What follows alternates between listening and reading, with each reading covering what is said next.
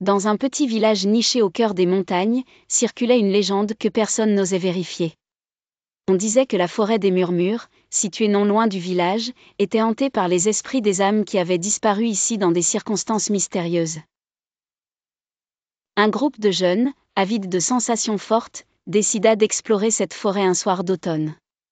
Sophie, la plus intrépide du groupe, persuada ses amis en leur racontant que la clairière au centre de la forêt abritait une ancienne crypte, repère supposé des esprits.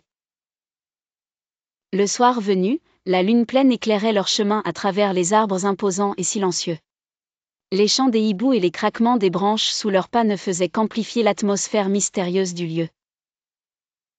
Arrivés à la clairière, ils découvrirent effectivement une entrée de pierre couverte de mousse et de lierre. Avec quelques efforts, ils réussirent à ouvrir la lourde porte.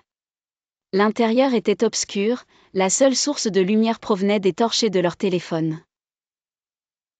Alors qu'ils s'aventuraient plus profondément, des murmures commencèrent à résonner autour d'eux. Des voix incompréhensibles mais étrangement envoûtantes remplissaient la crypte.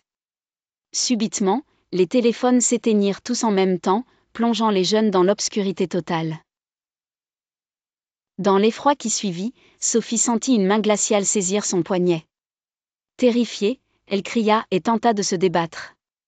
Quand la lumière revint miraculeusement, elle se retrouva seule, ses amis avaient disparu sans laisser de traces.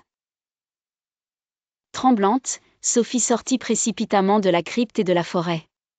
Elle se rendit immédiatement chez le vieil Ernest, le doyen du village, pour lui raconter son histoire. Il l'écouta attentivement, les yeux plissés par la concentration. Puis, il lui avoua une vérité troublante, ces esprits ne retiennent que les âmes qui leur sont similaires.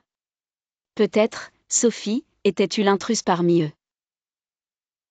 Sophie comprit alors que la main qu'il avait saisie dans l'obscurité n'était pas consistante, mais une illusion des esprits qui avaient reconnu en elle une âme parfaitement pure, une âme semblable à celle qu'ils aspiraient à garder dans la clarté de la pureté éternelle.